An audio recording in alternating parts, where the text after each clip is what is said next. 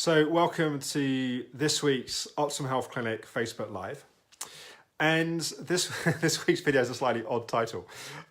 This week is about embracing the tortoise. And you may be wondering, well, what do I mean by embracing the tortoise? So I was thinking with a patient earlier about the parable of the tortoise and the hare. And I'm sure you know the story of the tortoise and the hare, that the tortoise and the hare decide to have a race. And the hare runs off and gets like super far ahead of the tortoise, and then gets complacent and kind of, I think, lies down and has a rest or a sleep.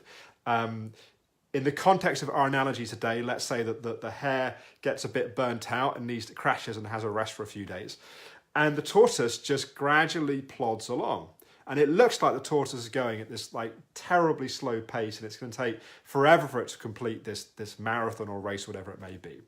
And then the kind of hare wakes up and it kind of runs off again, and then it kind of burns out and crashes and kind of lies down by the side of the road or whatever. The tortoise just keeps on plodding, kind of one foot in front of the other, keeps on going. And then in the end, the tortoise wins the race. Now, I'm probably butchering this story. If anyone knows the details of the tortoise and the hare story, feel free to post it under the video.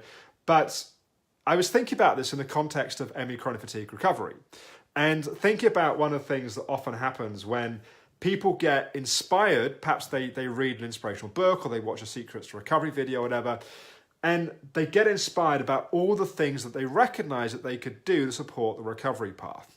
And often we are far too ambitious of what we try to do quickly.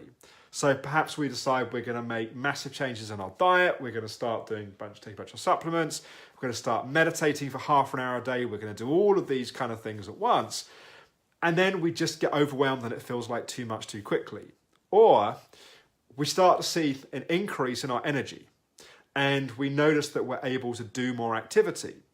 And we have all this frustration built up from all these things that we haven't been able to do. And then suddenly we're kind of redecorating the spare room, and we're going off and catching up with friends that we haven't seen for ages.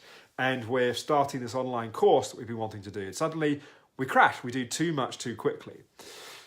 You see this also in recovery, miracle recovery stories, people that go and do something and it massively helps them, and then immediately they're declaring themselves as recovered, or they're at least convincing themselves that they're perhaps a little bit further down the path than they actually are. So I've said a number of times in these Facebook Lives and various different places that I'm much more interested in sustainable long-term recoveries. That when people start to make progress, that you protect the progress and that you enjoy the feeling of having more energy without immediately having to go and spend all that energy and immediately going off and trying to do all the things that you haven't been able to do. And of course, it takes some self-discipline to kind of rein in that frustration that's been there, that then is behind the drive to go off and do too much too quickly. But we have to remember that lasting change often takes time. And changing, yes, you can change a habit with a decision and a follow through of action, but really working on personality patterns that may have been part of the reason why we got burnt out, or the things that have been getting in the way of the recovery process, things like helper patterns, achiever patterns, that takes time. A lot of the functional medicine or nutrition approaches that one might use, they also take time as well. If we're looking to we're looking to heal our adrenals, we can get more energy in a week or two taking adrenal supplements, but actual lasting change there takes time. We're looking to heal our gut. Again, that will take time to repopulate and to kind of to deal with some of the things that shouldn't be there perhaps. So when we feel inspired, I am absolutely for enjoying the feeling of inspiration and allowing your mind to get full of all the things that you're excited about doing and want to be doing. But we need to make sure that doesn't then result in becoming the hare, when actually what we need to do is to take the path of the tortoise. That it doesn't matter what's unimportant is what you do for one day. Like having one day that you can do all the things you want to do and then crashing for 3 days afterwards is not it. What matters is what you do each day and what you can sustainably do each day. And how you feel, not measuring your progress by how much you do, but measuring your progress by how you feel in doing what you do. Which might mean that some days you do less than you could do, but you feel good doing what you're doing. So in many ways, this is a call for the achievers out there. It's a call for those that have a tendency toward trying to do too much too quickly, those that get excited about setting goals and wanting to challenge themselves to follow through with those. But remember, the tortoise beats the hare.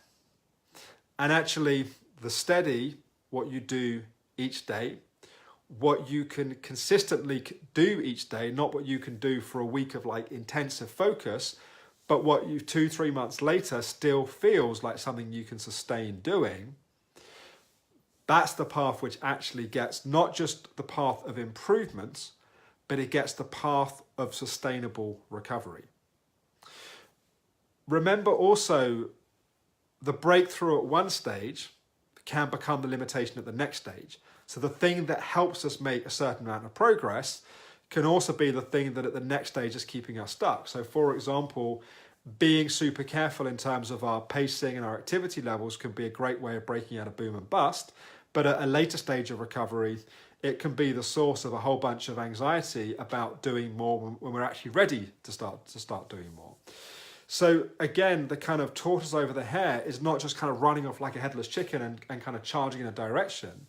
It's being considered, and it's as we carefully and sensibly take each step in a measured way to reassess on a regular basis, am I doing the things that I most need to be doing? Are the things that I'm doing still the right things? And just because they helped us a lot before doesn't necessarily mean that they're the things that are going to be the most important for the next stage.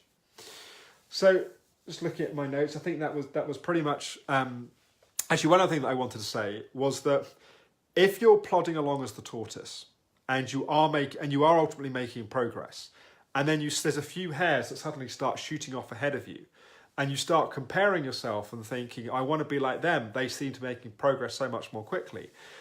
Don't be too quick to assess that as an equal thing. It might be that somebody is shooting forwards, but they're going to run out of steam.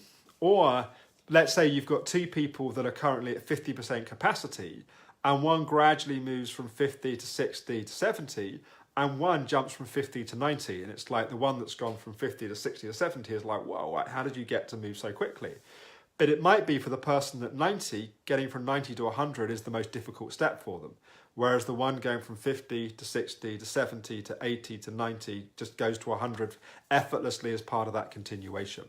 So also be careful in the comparison of yourself to other people. If you're plodding along as a tortoise and you're making good progress and you're on the recovery path, yes, we're always looking, and I forget the title of the Facebook Live, I did a video a good while ago where I talked about how I work with clients about, are they stable? How do we make progress? How do we accelerate progress? And how do we protect progress?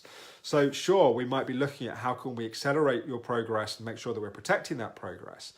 But it going more quickly doesn't necessarily result in getting to the destination faster. It can often slow the process down. So go at your own speed, trust your body, trust the speed at which your body is going. And sure, if you're plodding along and things are not moving and they need to go faster, absolutely that should be looked at. I'm not saying that you should just kind of accept that it's going to go at the speed it needs to. Often we need to engage with that process, but be careful to not compare yourself to others that might be shooting along quickly when actually it may be that that's in the long term going to slow them down. So I hope that's been useful. Just looking at some of the comments. Karen's saying it's taken 10 years to go from bedbound to be able to work part-time, and sometimes it can be an extremely slow process. But great to hear that the progress has ultimately been happening there. And I think Michaela and Ian, I think it sounds like they're resonating with what I'm saying. It's interesting, actually, just as a final comment, people reading my first book, and you'll see that I was trying to be the hare. And if I'd gone as the tortoise, I think the book would have been a number of chapters shorter because I think the journey would have been quicker. So that's certainly in working with a lot of patients, one of the lessons that I've seen, the importance of going steady but going consistent. So I hope that's been useful. Thank you for watching. And I'm trying to remember what's happening next week. I do know that we're starting to line up at some recovery stories, as I talked about. I don't think the first one's happening for a few weeks. But thank you for watching, and talk to you again in a week's time. Bye-bye for now.